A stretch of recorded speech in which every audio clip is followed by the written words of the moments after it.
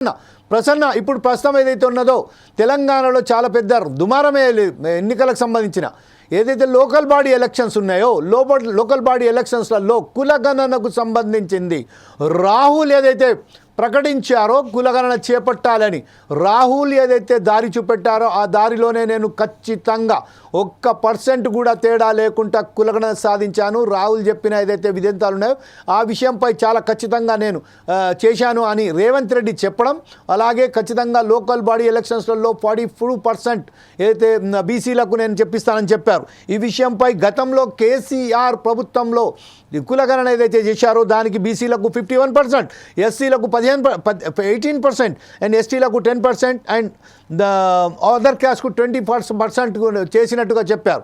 అప్పుడు కానీ నిలవించారు, కాకపోతే దాన్ని బహిర్గతం చేయలేదు.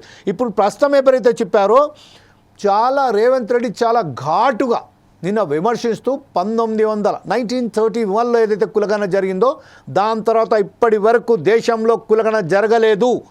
కానీ ఈరోజు ప్రతిష్టాత్మకంగా రాహుల్ గాంధీ చెప్పిన తర్వాత మేము నిర్వహించాము అని గర్వంగా చెప్పుకుంటూ దీన్ని అమలు పరుస్తామని చెప్పాడు.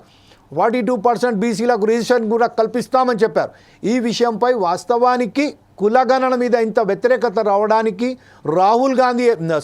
రేవంత్ రెడ్డి ఏదైతే ప్రకటన చేస్తున్నారో దీనిపై అసలు ఎక్కడ కూడా పొంతన లేకుండా పోతుంది. దీని విషయంపై గ్రౌండ్ రిపోర్ట్ ఏంటి? జమీల్, కాంగ్రెస్ అగ్రనేత రాహుల్ గాంధీ మాట తనకు వేదవాక్కని, ఆయన ఆశయాలను అనుగుణంగా పనిచేయడమే తన కర్తవ్యమని, రాహుల్ అజెండానే నా ఎజెండా అని చెప్పేసి తెలంగాణ ముఖ్యమంత్రి రేవంత్ రెడ్డి స్పష్టం చేశారని చెప్పవచ్చు.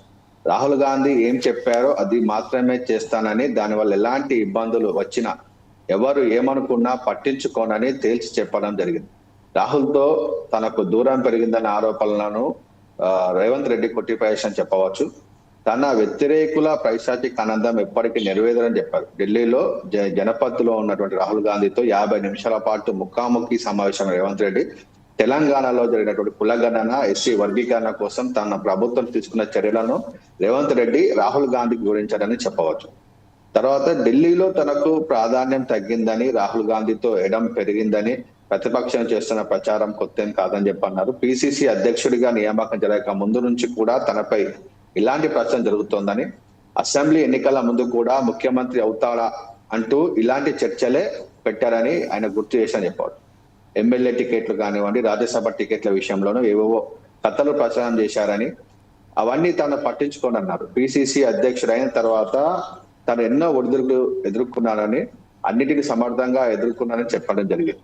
పార్టీ అప్పగించిన బాధ్యతల ప్రకారం ప్రజల్లోకి వెళ్ళానని, ప్రజలు ఆశీర్వదించడంతో కాంగ్రెస్ పార్టీ అధికారంలోకి వచ్చిందని, తనకు ముఖ్యమంత్రిగా అవకాశం కల్పించిన రాహుల్ గాంధీకి ఎల్లప్పుడూ కృతజ్ఞుడై ఉంటారని చెప్పేసి కూడా రేవంత్ రెడ్డి చెప్పడం జరిగింది. ఇక ప్రజలకు ఏం చేయాలన్నదే తనకు తొలి ప్రాధాన్య అంశమని, రేపు ఏం చేశావని ప్రజలు అడిగేది తననేనని చెప్పేసి కూడా రేవంత్ రెడ్డి చెప్పడం జరిగింది. పెద్ద పెద్ద నిర్ణయాలు తీసుకున్నప్పుడు కొన్ని వర్గాల నుంచి వ్యతిరేక రావడం సహజమని రేవంత్ రెడ్డి అన్నట్టు చెప్పవచ్చు. అయితే బీసీ రిజర్వేషన్ ఉందో 42% రిజర్వేషన్ కాంగ్రెస్ ప్రభుత్వం కల్పిస్తా అని చెప్పేసి రాహుల్ గాంధీ మాట ఇచ్చాడు. ఆ మాట ప్రకారమే మేము సర్వే చేయడం జరిగింది. సర్వే లోపల ఎటువంటి తప్పులు జరగలేదు. ఖచ్చితంగా 100కు 100% కూడా మేము ఖచ్చితమైనటువంటి సర్వే చేయడం జరిగింది. కొంతమంది భూముల విషయము చెప్పలేదు కావచ్చు, కానీ కులాల విషయం మాత్రం ఖచ్చితంగా చెప్పారు. దాని ప్రకారంగానే మేము బీసీ రిజర్వేషన్ చేస్తామని చెప్పేసి కూడా రేవంత్ రెడ్డి అక్కడ చెప్పడం జరిగింది.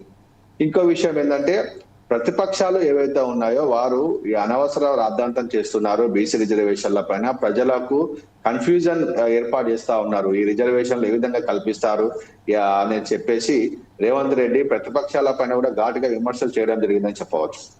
ఏదైతే తెలంగాణ రాష్ట్రము బీసీ రిజర్వేషన్ల పైన బీసీ కులగణన చేపట్టిందో ఇది దేశానికి ఆదర్శమని 1930లో అదే బ్రిటిష్ రాజ్యాంగం ఉన్నప్పుడు అప్పుడు కులగణన సర్వే చేపట్టారు. అప్పటి నుంచి కూడా ఇప్పటి వరకు ఎలాంటి కులగణన చేపట్టలేదు. రాహుల్ గాంధీ ఆదేశాలతోటి తెలంగాణ రాష్ట్రంలో ప్రభుత్వం ఏర్పడిన సంవత్సరం లోపు మేము కులగణన చేపట్టాము. దాన్ని విజయవంతంగా పూర్తి చేశాము. ఇదే ఉత్సాహంలో మేము ఖచ్చితంగా లోకల్ బాడీ ఎలక్షన్ లోపల రాజకీయ రిజర్వేషన్లు కల్పిస్తామని చెప్పేసి కూడా రేవంత్ రెడ్డి పత్రికా ముఖంగా చెప్పడం జరిగింది. Jameel. Right, thank you Prasanna. I will come back again on the same topic because no Kavitha గారు కూడా చాలా దానికి సంబంధించిన ఒక దుమారం లేపినట్టుగా మాట్లాడారు. ఎలా కల్పిస్తారు మీకు ఒక పరిస్థితులలో ఎక్కడ కూడా మీ పొంతన లేదు, బీసీలకు సంబంధించిన కులగణన ఏదైతే చేశారో దానిలో అన్యాయం జరిగిందని కవిత ఒక్కసారిగా మండిపడుతూ వచ్చారు. ఆ విషయంపై ఇంకొకసారి మీ దగ్గరకు వస్తాం. అప్పటిదాకా కొంచెం ఓపిక పట్టండి.